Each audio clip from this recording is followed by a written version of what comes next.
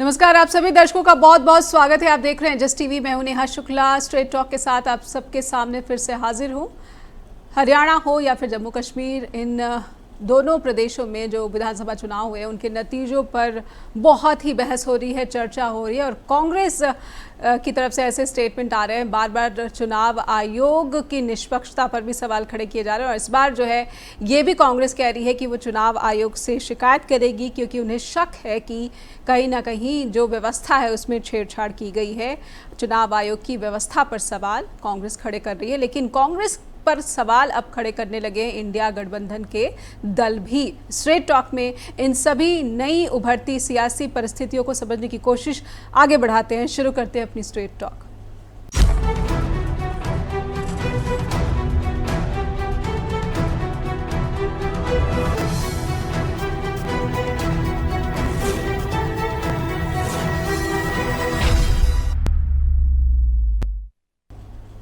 तो बड़ी बात यही समझने की कोशिश की जा रही है तमाम धुरंधरों की तरफ से कि क्या बीजेपी की जो बहुजन बिसात है वो भारी पड़ गई है और क्या राहुल गांधी की जो लीडरशिप है अब इस पर फिर से एक बड़ा सवालिया निशान लग चुका है। हमारे पैनलिस्ट से इससे पहले कि आपका परिचय करवाऊं, मैं कुछ तथ्य और सवाल हैं अपने दर्शकों के सामने रखना चाहती हूँ। ये सवाल देखिए इस वक्त आपके टीवी स्क्रीन पर इस तरह से है कि क्या कांग्रेस की दलित राजनीति कमजोर साबित हो गई है हरियाणा में खास करके, और कहीं ना कहीं ये जो नतीजे आए हैं ये महाराष्ट्र झारखंड के चुनाव से पहले कांग्रेस की सियासी बिसात को काफ़ी जो है उलझा चुके हैं। बीजेपी का जो जातिगत समीकरण दिखा है ये कांग्रेस क्यों नहीं समझ पाई, ये सवाल कांग्रेस के समर्थक और कांग्रेस के विरोधी दोनों ही पार्टी से कर रहे हैं। आम आदमी पार्टी के साथ गठबंधन पर हुड्डा की जिद है, क्या वो भारी पड़ गई कांग्रेस पर, और जम्मू कश्मीर में भी कांग्रेस का जो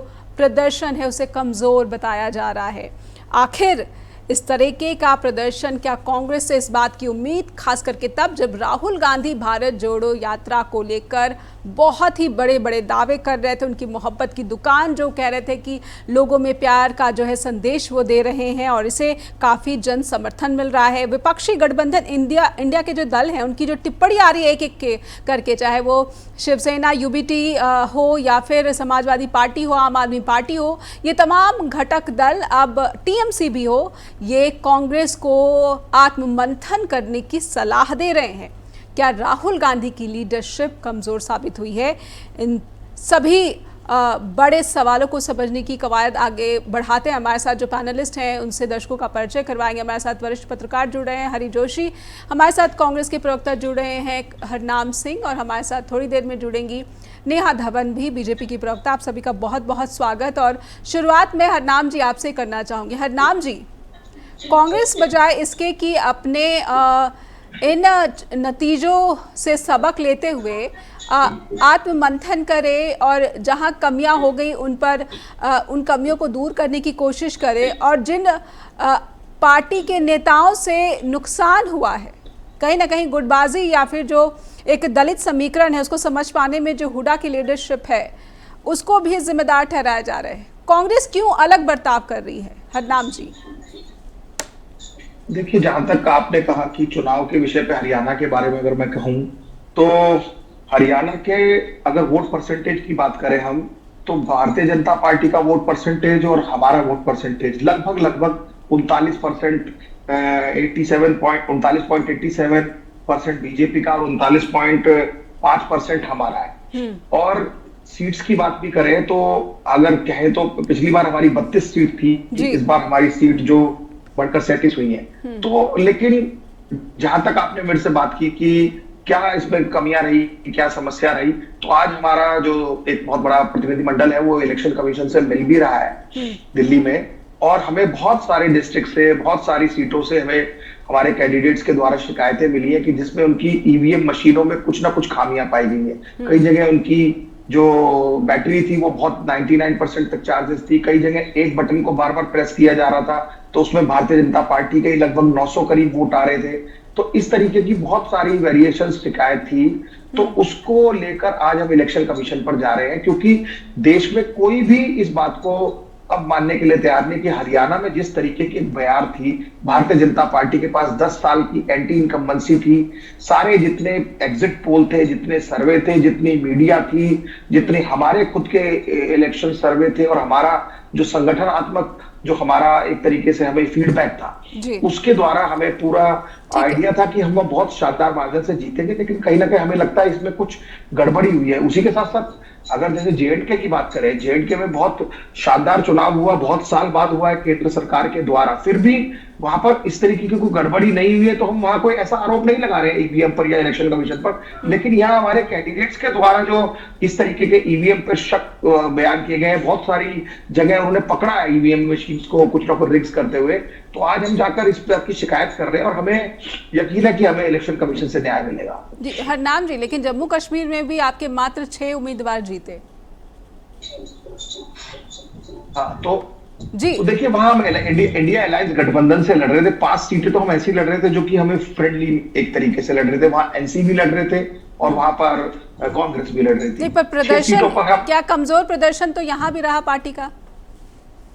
देखिए, ऐसा है कि जो कमजोर प्रदर्शन रहा उस पर हम आगे इंट्रोस्पेक्ट करेंगे कि कहां हमसे कमी रह गई है। लेकिन हमने प्री पोल अलायंस एनसी के साथ गठबंधन किया था, और आज हम वहां कंफर्टेबल मार्जिन के साथ एनसी में, जेएंडके में हम अपनी सरकार बना रहे हैं, जहां पर इस देश के लोकतंत्र, जमहूरियत और संविधान के साथ खिलवाड़ हुआ, और एक चलते चलाए पूर्ण राज्य को भारत की केंद्र की सरकार ने उसको यूनियन टेरिटरी बना दिया। तो उसके बाद लोगों में बहुत गुस्सा था। काफी सालों बाद वहां चुनाव हुए थे। उस चुनाव में मैं कहता हूं कि सकारात्मक रूप से लोगों ने बहुत शानदार तरीके से बाहर आकर वोट किया, लोकतंत्र को जिंदा रखने की एक मिसाल कायम की, और वहां पर हम बहुत जल्द अपनी एक सरकार बनाएंगे, और मिनिमम कॉमन एजेंडास पे हम जम्मू कश्मीर की जो जमहूरियत है उसको एक अच्छा शासन प्रशासन देंगे। ठीक है। हरनाम जी की बातों से हरी सर, मैं आपसे समझने की कोशिश करूंगी। हरनाम जी की बातों से आप क्या अंदाजा लगा पा रहे हैं? कांग्रेस क्या फेस सेविंग एफर्ट्स दिखा रही है, या वाकई में ऐसी कुछ आशंकाएं हैं जो कि प्रबल आशंकाएं हैं? चुनाव आयोग का जो बर्ताव पिछले भी कुछ चुनाव में सामने आया है, हरी सर, क्या इन आशंकाओं में कोई आधार है? देखिए, ऐसा है कि मैं कोई विशेषज्ञ नहीं हूं उन मशीनों का जी, लेकिन इसलिए मैं ये नहीं कह सकता। कांग्रेस ने जरूर कहा है कि लोकतंत्र में तंत्र जीता है जी, और जिस तरह की शिकायतें सामने आई हैं उन शिकायतों में हमको ये समझना चाहिए कि 99% बैटरी कैसे चार्ज थी, और ये पानीपत से एक शिकायत थी, कुछ और जगह से भी शिकायत हो सकती है। लेकिन ये आश्चर्य की बात है। और उन मशीनों में अगर वोट भारतीय जनता पार्टी का अधिक निकला है, और जो नॉर्मली चार्ज थी, जितनी डिस्चार्ज नॉर्मली हो जानी चाहिए इतने दिन में, उनमें सामान्य वोट निकला है। तो ये एक चौंकाने वाली बात तो है, लेकिन सारी बात ये है कि आप उसे साबित कैसे करेंगे? चुनाव आयोग आपकी मानेगा क्यों? जिस दिन सीजेआई को चुनाव आयुक्तों के नियुक्ति करने से हटा दिया गया था, उस नियुक्ति प्रक्रिया से सीजेआई को बाहर कर दिया गया था जी, उस दिन चुनाव आयुक्त जो है और चुनाव आयोग जो है वो पूरा सत्तारूढ़ दल का, इसके बाद अगर किसी और की भी सरकार आती है तो उसका भी, तो वो उसका चाकर होकर रह जाएगा।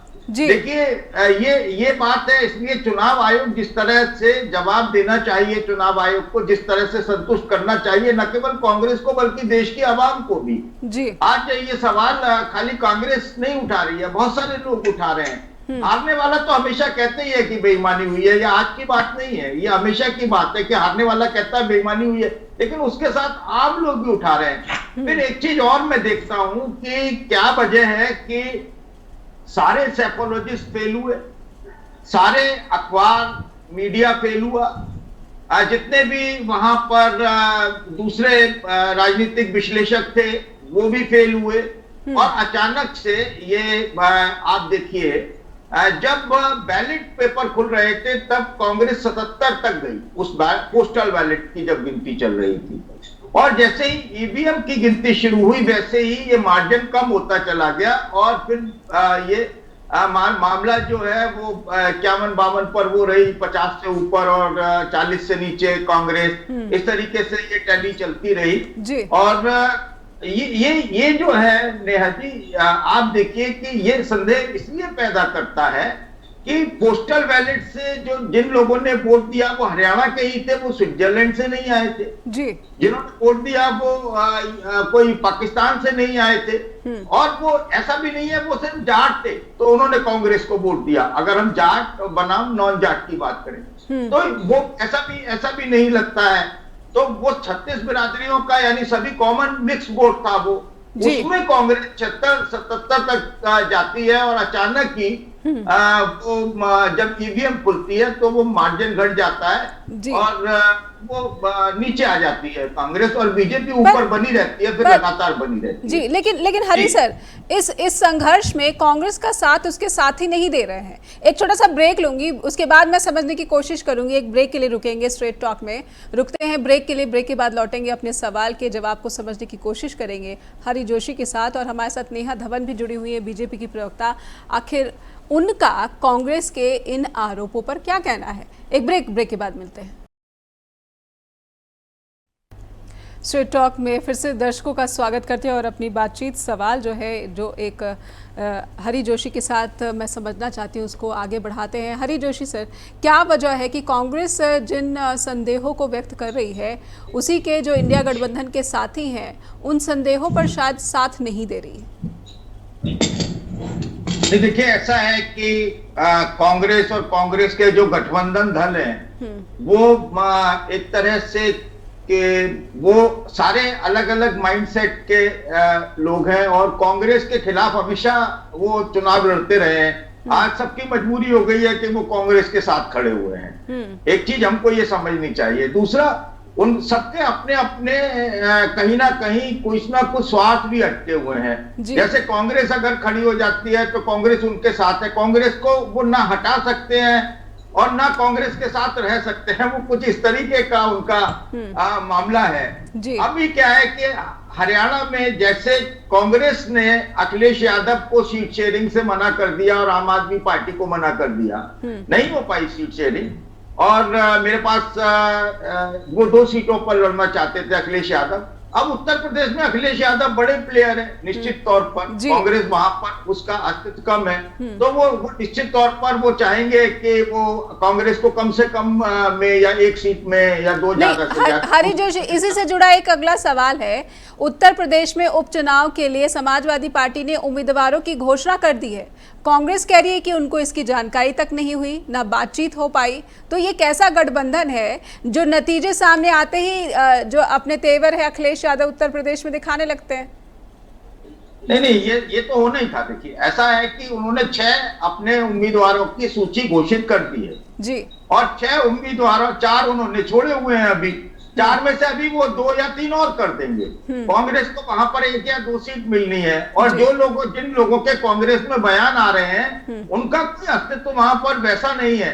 वो भी जो भी तय होगा वो ऊपर के लेवल से तय होगा, हाईकमान के लेवल से तय होगा, और हाईकमान उनका आप जानते हैं 3-4 लोग हैं, और उसमें भी एक ही है, गांधी परिवार तय करेगा उसको कि कितना करना है, बाकी सबको चुप करा दिया जाएगा जी। अब इसी तरीके से अगर महाराष्ट्र की बात है तो महाराष्ट्र में सीट शेयरिंग का फार्मूला अभी फंसा हुआ है। जैसे वहां पर महायुति में फंसा हुआ है वैसे ही वहां पर महाविकास आघाड़ी में फंसा हुआ है। तो महाविकास आघाड़ी में बड़ा प्लेयर जो है वो शिवसेना चाहती है उसे बड़ा भाई माना जाए, और कांग्रेस ये चाहती है कि उनका लोकसभा में जो प्रदर्शन हुआ है उसके आधार पर मिले।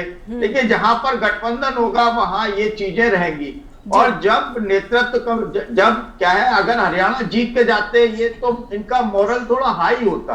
अब हरियाणा हार कर जा रहे हैं, वजह कुछ भी हो, हारा हुआ तो व्यक्ति हारा हुआ होता है, वजह कुछ भी हो, लेकिन उनका उनका जो ग्राउंड है, जो ताकत है, जो नैतिक साहस है, वो उतना नहीं होगा कि वो अपनी बहुत ज्यादा अपनी शर्तें थोप सकें। फिर भी थोड़ा बहुत जो दूसरे दल है इंडिया गठबंधन के उस पर थोड़ा हावी होते हुए नजर आएंगे जी। तो हम आने वाले दिनों में जो कांग्रेस को फिर से जो है कई तरह के समझौते करते हुए देखेंगे। हमारे साथ नेहा जी भी जुड़ी हुई हैं, बीजेपी की प्रवक्ता। नेहा जी, उम्मीद करती हूँ कि आपने इन चर्चाओं को सुना होगा जो कि हरि जोशी सर ने यहाँ पर रखी है और कांग्रेस की तरफ से प्रवक्ता हरनाम सिंह ने भी रखी है। नेहा जी, कांग्रेस जो बात कर रही है कि उन्हें चुनाव आयोग की व्यवस्था पर संदेह है, बीजेपी से अपेक्षा की जाती है अगर सत्ता में बीजेपी है तो चुनाव के प्रति जो भरोसा विश्वसनीयता है इसको कैसे बनाए रखा जाए, इसमें जनता का जो आकर्षण है वो बना रहे, ये दायित्व तो बीजेपी पर भी आता है। बीजेपी इस पर क्या टिप्पणी करना चाहेगी? नेहा जी, खिसियानी बिल्ली खंभा नोचे और नाच न जाने या आंगन टेढ़ा। मुझे लगता है कांग्रेस के इन सभी वाक्यों से अब जनता भी परेशान हो चुकी है और ये अब बहुत पुराने वाक्य हो चुके हैं कि जहां पर रिजल्ट इनके पक्ष में ना हो वहां पर तो ईवीएम खराब है या फिर जो इलेक्शन कमीशन है उसमें धांधली हो रही है, लेकिन जहां इनके पक्ष में रिजल्ट आता है वहां पर ये प्रश्न चिन्ह क्यों नहीं लगाते हैं। मुझे ये बात आज भी समझ में नहीं आई कि जब सभी एग्जिट पोल राजस्थान, छत्तीसगढ़, मध्य प्रदेश के समय में आए थे और वो सभी एग्जिट पोल नेशनल एजेंसीज ने किए थे और वो हमें सत्ता में नहीं दिखा रहे थे, ना तो छत्तीसगढ़ में ना मध्य प्रदेश में, और कुछ एक दो सर्वे, नेशनल सर्वे ऐसे थे जो राजस्थान में हमें कहीं कहीं सरकार बनाने में दिखा रहे थे। जब वो फेल हुए सभी एग्जिट पोल, जनता की राय जो है वो सही से जो पैरामीटर्स होने चाहिए वो पैरामीटर ना तो एग्जिट पोल के लोगों के पास में थे, सर्वे टीम के पास में थे, और ना ही कांग्रेस के लोगों के मन की बात को पहचाना। आज जब जनता ने हमें भरपूर वोट दिए हैं और जनता ये बात कह ही नहीं रही है कि हमने वोट नहीं दिए, ऐसे कैसे भारतीय जनता पार्टी बन गई। हम जनता के बीच में है, दिन भर मेरे पास कम से कम 2000 के आसपास टेलीफोनिक कॉल आ चुके हैं, इंटरनेट पर, सोशल मीडिया पर निरंतर हजारों मैसेजेस बधाई के मिल चुके हैं। वो जनता बधाई क्यों देगी अगर उन्होंने वोट नहीं डाले तो? वो जनता ने जब हमें बहुत भरपूर प्यार दिया तो ये कांग्रेस से सहन नहीं हो रहा है और है कि वो कभी भी इलेक्शन कमीशन के प्रश्न चिन्ह लगा देते हैं या फिर ईवीएम खराब होने की बात करते हैं। नहीं, नेहा जी, जिस ईवीएम पे, जिस मशीन पे 99% बैटरी की बात हो रही है तो संदेह को आधार तो मिल रहा है। मैं बिल्कुल यही बात करने वाली थी। मैं बहुत हैरान हूँ कि जोशी जी एक पॉलिटिकल एक्सपर्ट होकर कैसी नॉन टेक्निकल बात कर रहे हैं। जब ये बात आई थी कि 90% बैटरी है, 90% बैटरी की बात आई थी लगभग 1 घंटे बाद या 1.5 घंटे बाद, क्योंकि मैं सुबह 7 बजे से डिबेट में थी और रात 9 बजे तक मैं डिबेट में कॉन्टिन्यूअसली किसी ना किसी चैनल पर बैठी थी। आज ये बात करना 1-1.5 घंटे में बैटरी कभी भी कम नहीं होती है और इलेक्ट्रॉनिक डिवाइस की बात है। कोई सेम कंपनी का मोबाइल फोन भी आप चार्ज करें तो कुछ सेकंड्स में चार्ज हो जाएगा और कुछ बहुत लंबे समय में चार्ज होगा। ये बात टेक्निकल है, इसको समझने में बेवकूफी नहीं करनी चाहिए। और जहां 90% बैटरी की बात रात शाम 5 बजे बैटरी नहीं चेक की गई थी। भूपेंद्र सिंह हुड्डा जी ने जी नेहा जी, मैंने तो पहले ही कह दिया है कि मैं बेवकूफ हूं, इसलिए आपको कहने की जरूरत नहीं है। मैंने कह दिया है कि मैं टेक्निकल नहीं जानता, लेकिन एक बहुत कॉमन सेंस की बात है। 90% नहीं, उसको आप पहले तो 99% कर लीजिए जी, आप उसे 99% कर लीजिए। देखिए ऐसा है कि जो जब वोटिंग हुई तब वो 100% चार्ज थी, उसके बाद वो रखी गई। बाकी सभी मशीनें तो 99% नहीं मिली, तो मशीनें मिली 99। उन 99% में आरोप ये है, मैं नहीं कह रहा हूं, आरोप आपके साथ जो चुनाव में लड़ रही थी वो लगा रही है, तो आपको उन्हें जवाब देना है। मैंने तो जो देखा है, जो सुना है, जो पढ़ा है, मैं उस पर तबसरा कर रहा हूं अपना। मैं ना आपके साथ हूं ना कांग्रेस के साथ खड़ा हुआ। अफसोस है इस वक्त में हमारे पैनल पे कोई टेक्निकल एक्सपर्ट, मुझे लगता है किसी को तकनीकी जानकार को भी बुला लेना चाहिए था जिसे ईवीएम की खास जानकारी होती। अगर हरनाम जी आपके पास ईवीएम संबंधित कोई विशेष जानकारी तो मैं चाहती हूँ कि हमारे दर्शकों तक पहुंचाइए। ये 99% की बैटरी वाली जो बात है ये कैसे साबित करेंगे? अगर चुनाव आयोग नहीं मानता है तो जनता के दरबार में अपने इस सवालों को कितनी मजबूती से आप रख पाएंगे? क्या सबूत, क्या उसके बारे में जो है डिटेल्स आप प्रोवाइड करा सकते हैं? देखिए अभी 6 बजे हमारा जो डेलीगेशन है जिसमें डॉक्टर अभिषेक मनु सिंह भी जो हमारे लीगल डिपार्टमेंट के हेड हैं, हमारे कम्युनिकेशन डिपार्टमेंट के हेड जयराम रमेश, हमारे मीडिया डिपार्टमेंट के हेड श्री पवन खेड़ा, हमारे जो तीनों वरिष्ठ ऑब्जर्वर हैं former chief minister Ashok Gehlot साहब, हमारे ट्रेजरर अजय माकन जी और प्रताप माजवा जी, ये सभी लोग आज इलेक्शन कमीशन पर जा रहे हैं और वो डिटेल्ड जितनी कंप्लेंट्स हैं, अभी मैं भी टेक्निकली नहीं बता सकता कि कितनी कितनी किन किन कॉन्स्टिट्यूंसी से आई है, लेकिन जितनी कॉन्स्टिट्यूंसी से कंप्लेंट्स आई हैं हर विधानसभा वाइज वो लेकर जा रहे हैं इलेक्शन कमीशन के द्वार पर 6 बजे कि हमारी आप ये गुहार सुनिए, इस तरीके की अनियमितता पाई गई है। और ये हमारे लिए नहीं, कांग्रेस के लिए नहीं, बीजेपी के लिए नहीं, ये पूरे इलेक्शन कमीशन के लिए, जमहूरियत के लिए, इस देश के लोकतंत्र के लिए एक बहुत बड़ा क्वेश्चन मार्क है। अगर ऐसे क्वेश्चन अरेज हो रहे हैं कि चलते चुनाव में अगर मशीन्स इतनी देर पूरे दिन उसमें वोटिंग हुई है और उसके बाद वो 2 दिन बाद खुलती है और तब भी उसकी बैटरी 99% रहती है। ये कई जगह ऐसा हुआ है आदमपुर में कि मशीन को ऑन किया, बटन दबाया तो सारे ही वोट भारतीय जनता पार्टी के निकले। तो इससे कहीं ना कहीं शक गहराता है और इसमें इनकी इलेक्शन कमीशन की ये मॉरल ड्यूटी है कि वो देश को बिल्कुल क्रिस्टल क्लियर करके दिखाए कि जहां भी अगर किसी भी पॉलिटिकल पार्टी की कोई ख्वाहिश है, कोई शिकायत है, तो उस शिकायत को वो इलेक्शन कमीशन को दूर करना चाहिए। तो आज हम उससे संबंधित ठीक है नेहा जी कुछ हरी सर एक छोटा सा ब्रेक लूंगी, इसके बाद मैं हरी जोशी के पास भी जाऊंगी और नेहा जी के पास भी जाऊंगी, इनकी बात पूरी सुनेंगे। एक ब्रेक के लिए रुकेंगे, ब्रेक के बाद हाजिर होते हैं अपने सवालों के साथ और जो भी यहाँ पर आपत्तियां उनको भी दर्शकों तक पूरा पहुंचाने की कोशिश करेंगे।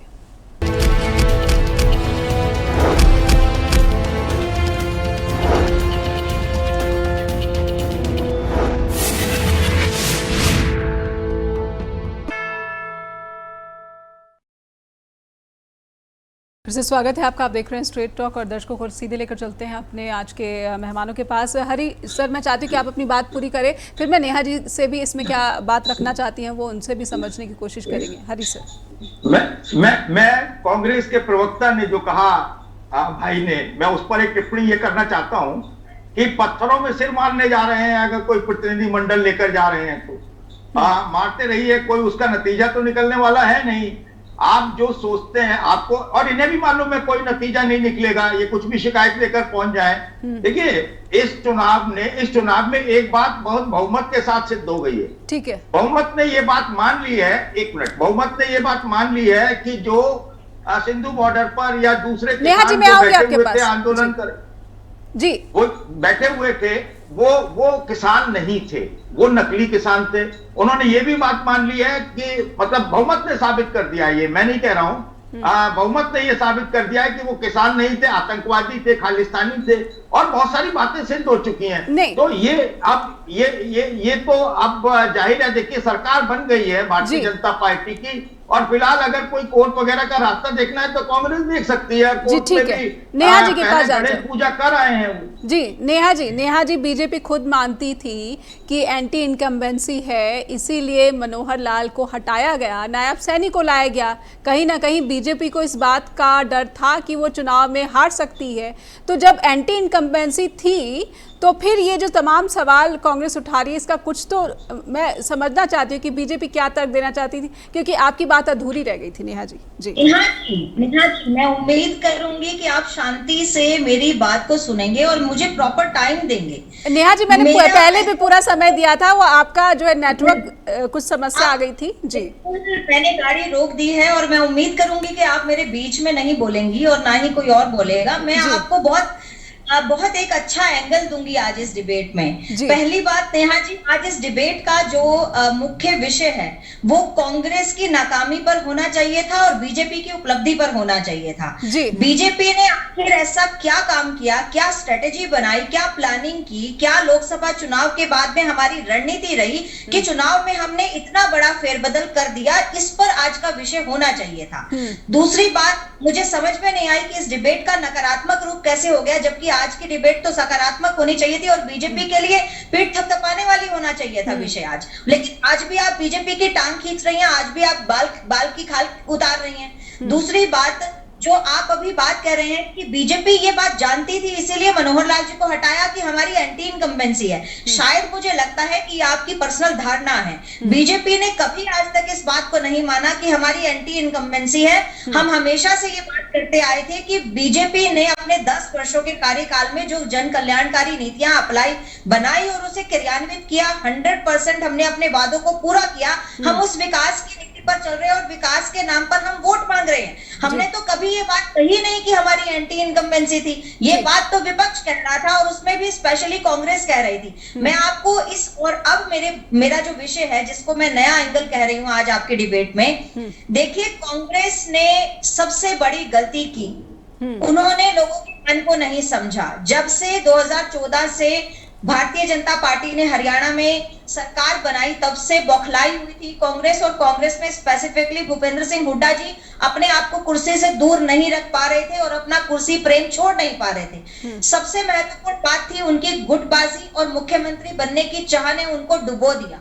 दूसरी बात, जब से माननीय मनोहर लाल जी एक नॉन जाट नेता जो है वो मुख्यमंत्री की कुर्सी पर बैठे थे, जिससे भूपेंद्र सिंह हुड्डा की कांग्रेस को, हरियाणा की कांग्रेस को ये बात हजम नहीं हो रही थी और उन्होंने जो हरियाणा को बांटने का काम किया, सबसे पहले जाट आरक्षण को उठाया, उसके बाद किसान आंदोलन का राजनीतिकरण किया, उसके बाद खेल आंदोलन का राजनीतिकरण किया जिसमें खिलाड़ियों को उन्होंने एक गलत दृष्टिकोण दे दिया।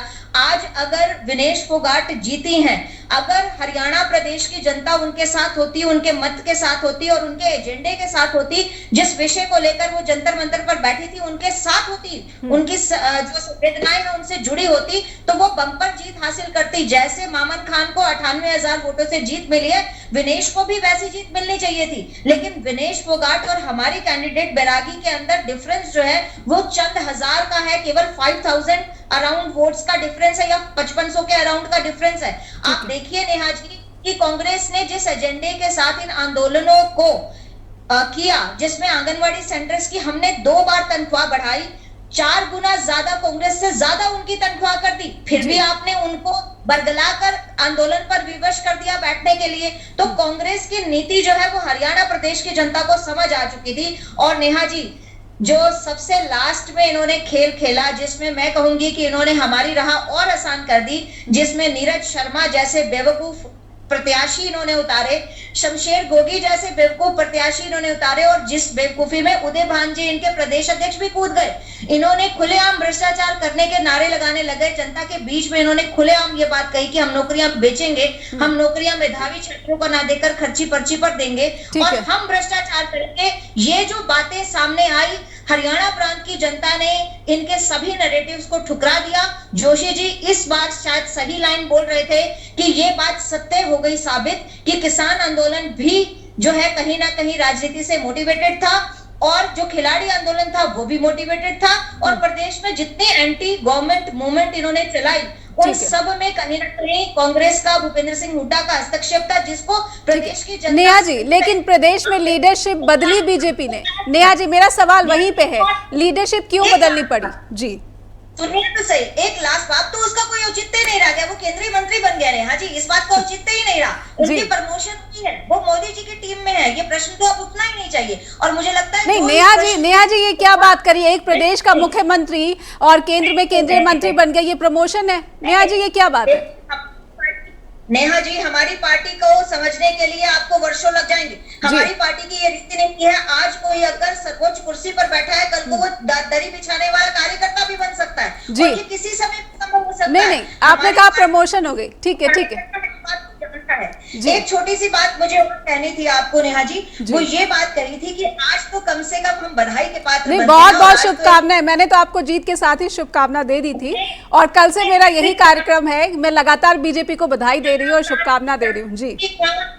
हरियाणा प्रांत की राजनीति में हमने इतिहास रचा है और ये इतिहास की किताबों में लिखा जाएगा कि 3 बार लगातार अगर किसी ने सरकार बनाई है, वो भी ऐसी पार्टी ने सरकार बनाई है जिस पार्टी का चिन्ह 2014 से पहले कोई पहचानने वाला नहीं था, बिल्कुल बेस जो था वो हरियाणा में नहीं था, लेकिन तो आज उन सब की बातें जो है वो धराशायी हो गई। जो ये कहते थे कि हमने 2014 से 19 तक अपना कैडर नहीं बनाया, आज 39.63% लगभग हमें वोट मिले हैं। ये वोटर आज हमारा हरियाणा में केवल और केवल भारतीय जनता पार्टी का वोटर बन चुका है। मेरी आखिरी लाइन यही है कि मेरा ये मानना है कि 35 वर्सेस 1 की राजनीति करने वाली कांग्रेस को शायद ये बात समझ ही नहीं आई कि 40% वोट लेने में जाट भी हमारे साथ है, महिलाएं भी हमारे साथ है, ओबीसी भी हमारे साथ है, किसान भी हमारे साथ है, खिलाड़ी भी हमारे साथ है और सैनिक भी हमारे साथ है। क्योंकि 40% वोट बैंक बहुत बड़ा वोट बैंक है। जब तक सभी वर्ग के लोग नहीं देंगे, नेहा जी उम्मीद करूंगी आपकी बात पूरी हो गई, आपकी बात पूरी हो गई है। और लेकिन मैं चाहूंगी कि आप दूसरे जो हमारे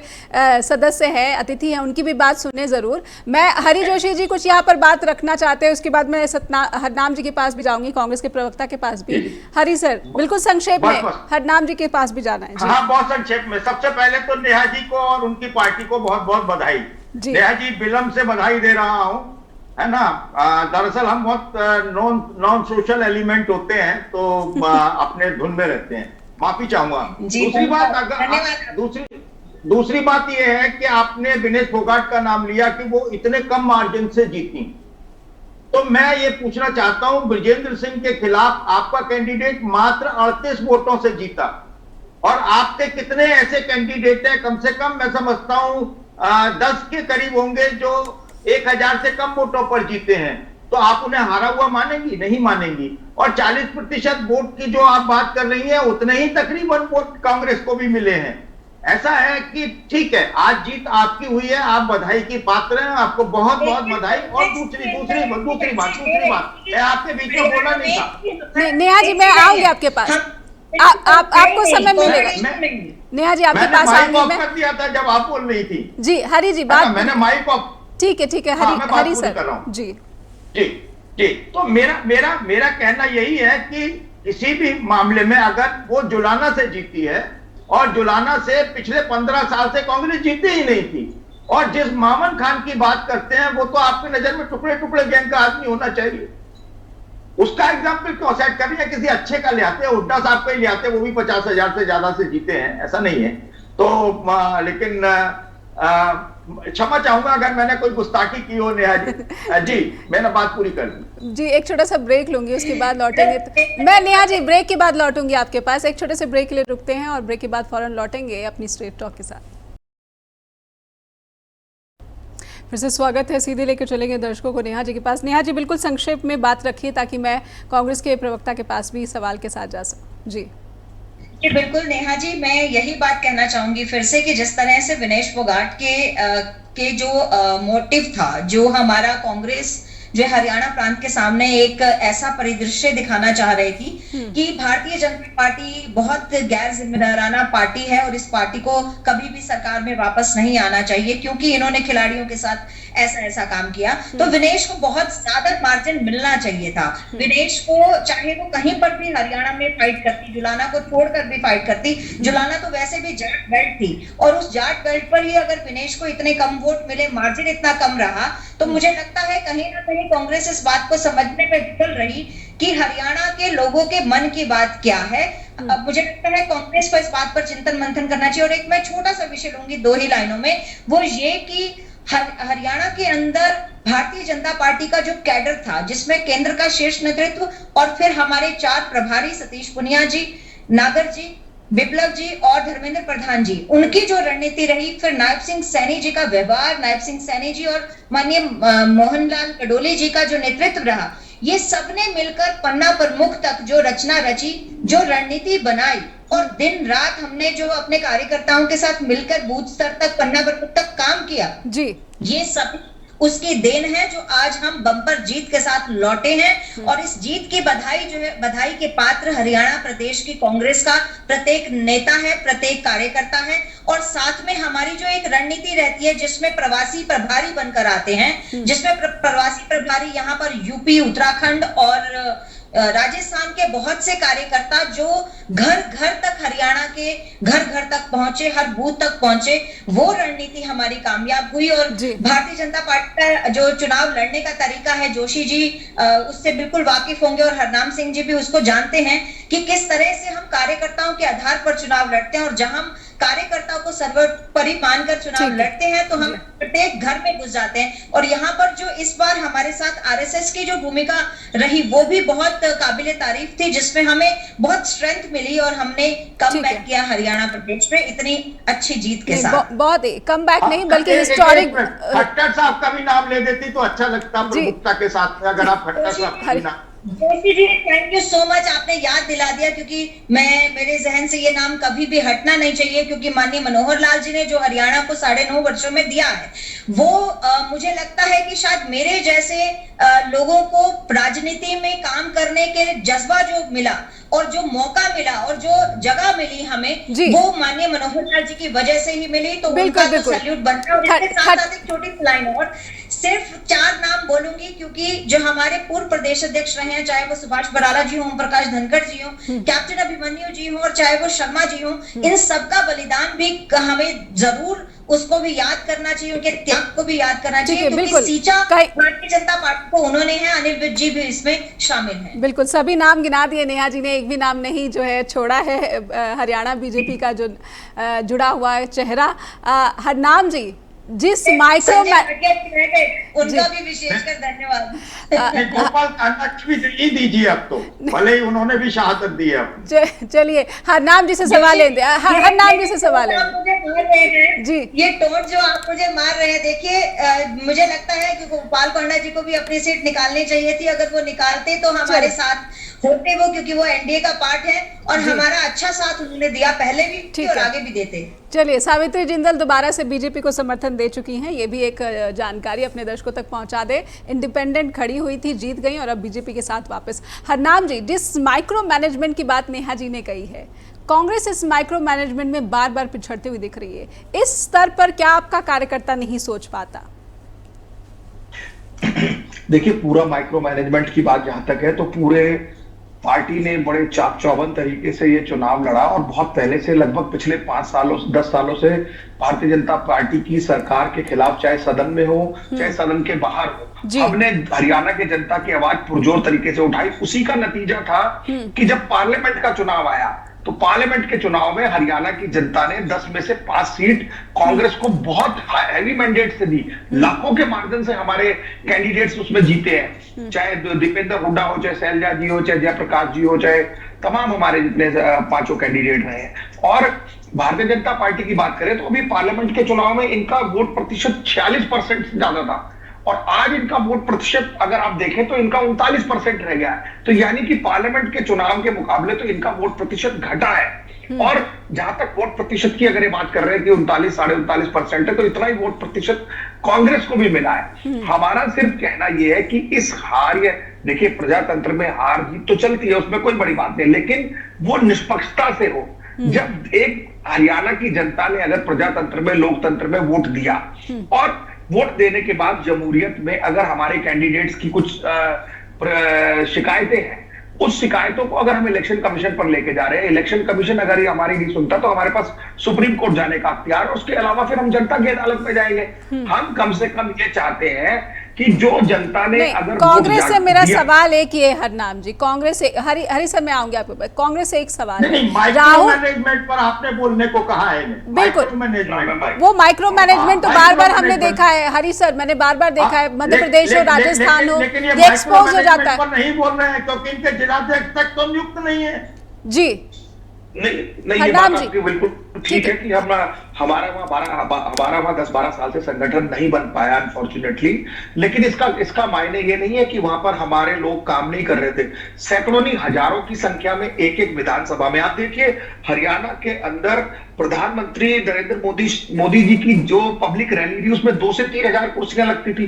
और कांग्रेस की जब राहुल गांधी की रैली हुई या रोड शोज हुए, ये हमारे हुड्डा जी की रैली हुई या शैलजा जी की रैली हुई या दीपेंद्र जी की रैली हुई, तो उसमें हजारों की संख्या में लोग थे। हमारे रोड शो बहुत शानदार थे, हमारी पब्लिक मीटिंग बहुत बड़ी थी और हमारी भी वोटर लिस्ट चेक करने का काम, डोर टू डोर कैंपेनिंग का काम, कैनवैक्सिंग का काम बहुत भली भांति बहुत अच्छे तरीके से हरनाम जी, एक सवाल मैं कांग्रेस से समझना चाहती राहुल गांधी कहते रहे हैं कि जब मीडिया उनकी बात नहीं दिखाता और उनके संसाधनों पर कैंची चलाई जाती है तो उन्होंने भारत जोड़ो यात्रा के जरिए जनता से सीधे संपर्क का फैसला कर लिया। अब इन नतीजों के बाद क्यों कांग्रेस इस तरह से बर्ताव कर रही है कि वो चुनाव आयोग के पास जाएगी और उसके बाद कोर्ट जाएगी? आप क्यों जनता के पास नहीं जाना चाहते हैं? शक तो पैदा होता है कि आपके पास जो तथ्य है, आपका जो आधार है, वो कहीं ना कहीं ठोस नहीं है।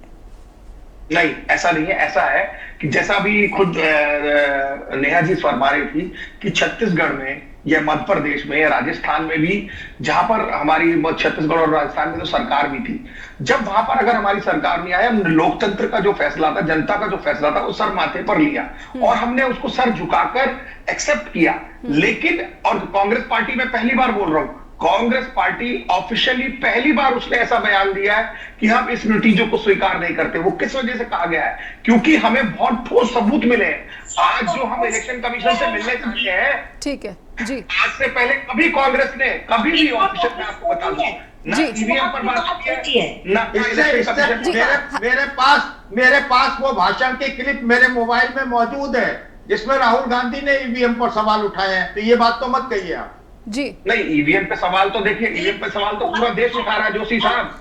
ईवीएम पे मैं भी उठा रहा हूँ, लेकिन आपने कहा मैंने उस बात पर कहा कि हमने नहीं, आप कांग्रेस तय कर ले ईवीएम पे सवाल है कि नहीं है। कांग्रेस तय करके बताए ईवीएम पे सवाल है या नहीं है। नहीं, क्यों नहीं है? तो आज अगर हम ईवीएम पे सवाल नहीं होता तो हम क्यों इलेक्शन कमीशन जा रहे होते? जब ईवीएम में खामियां पाई जा रही है, गड़बड़ी पाई जा रही है, 99% बैटरी जा रही है, कई बार कई बटन दबाने पर केवल भाजपा के वोट जा रहे हैं, तो उसकी शिकायतों को क्या हम लोकतंत्र में शिकायत नहीं कर सकते? हमारा अधिकार नहीं है। ठीक है। कांग्रेस ने तय कर लिया है ईवीएम में ही दोष है या फिर सवाल है, जो भी कह लीजिए, आरोप तो है ही। हरी सर, अब क्या माने, राहुल गांधी की लीडरशिप अगर यहाँ पर चली होती हरियाणा में, मैं हुड्डा जी को समझना चाहती हूँ, हुड्डा जी की पॉलिसी भी यहाँ पर फुस हो गई। आम आदमी पार्टी का अगर वोट शेयर देखा जाए, अगर वो यहाँ पर मिल जाता तो कांग्रेस हो सकता है, इस वक्त हम देख रहे थे उसका मुख्यमंत्री, उसकी तारीखों का ऐलान हो रहा होता शपथ ग्रहण समारोह का। नेहा जी, मैं आपके पास आऊंगी आखिरी शब्दों के लिए। हरी सर, आपके साथ हुड्डा जी को दोष देना गलत होगा, क्योंकि जो व्यक्ति मैदान में लड़ रहा है, मैदान में उतरा हुआ है, वो हारेगा भी जीतेगा भी, है ना। तो हुड्डा साहब गलतियां भी करेंगे, अच्छे काम भी करेंगे। हो सकता है कुछ कैंडिडेट को गलत टिकट मिल गया हो, लेकिन कुछ आप 5-6 कैंडिडेट को जिनको हाईकमान ने दिया था, जिसमें एक मोहतरमा भी है, मैं नाम नहीं लूंगा, उनको क्यों टिकट दिया गया था, वो कौन से नंबर पर नहीं, आप बताइए। तो खाली गलतियां हुड्डा के सिर पर मत थोपिए। ठीक है। और एक मत कहिए कि शैलजा ने ऐसा कर दिया, शैलजा कुछ नहीं कर सकती थी। ये बहुत चीजें। समय समाप्त हो रहा है। नेहा जी कुछ आखिरी शब्द, ताकि बीजेपी को ये ना हो कि समय नहीं मिला। जी देखिए नेहा जी, मुझे लगता है कांग्रेस को आज अपनी तरफ आईना घुमाना चाहिए और अपनी समीक्षा करनी चाहिए। अब इलेक्शन कमीशन की शिकायत करना, ये जो तरीके हैं, ये लोग ये व्यवहार भी तो देखेंगे ना। जब जनता ने वोट दिया है, जनता कह रही है कि हमने बीजेपी का समर्थन किया है, अब उस पर फिर से संदेह करने वाली बात कांग्रेस साफ साफ ये दर्शाने लगी है कि जनता के साथ वो उनका जुड़ाव नहीं है। दूसरी बात, जोशी जी जो कह रहे हैं कि भूपेंद्र सिंह हुड्डा जी पर ठीकरा फोड़ने की आवश्यकता नहीं है, लेकिन ये पूरा का पूरा जो हार का श्रेय है वो भी भूपेंद्र सिंह हुड्डा जी के सिर पर ही जाएगा। क्यों जाएगा? क्योंकि जिस तरह से उनके कार्यकर्ताओं ने दलित नेत्री शैलजा जी के विरोध में जो शब्द कहे थे जींद रैली में, तो ये सब चीजें तो उनके खुद के करतूत है। तो समय समाप्त हो गया। बहुत बहुत धन्यवाद करना चाहिए। समय समाप्त हो गया। बहुत बहुत धन्यवाद करना चाहूंगी दर्शकों का भी और अपने पैनलिस्ट का, आज के अतिथियों का भी बहुत बहुत आभार। दर्शकों से अनुरोध करूंगी कि आपको स्ट्रेट टॉक से जुड़ी कोई भी बात हम तक पहुंचानी है तो आप हमें ईमेल भेजिए info@justbroadcasting.com और neha@justbroadcasting.com पर भी देखना दिलचस्प रहेगा कि कांग्रेस के इन आरोपों को किस तरीके से वो जनता के दरबार में कुछ आधार प्रस्तुत कर पाती है या नहीं, या फिर ये मसला गोल मोल होकर ही रह जाएगा। लगातार जुड़े रहिए जस्ट टीवी पर। धन्यवाद।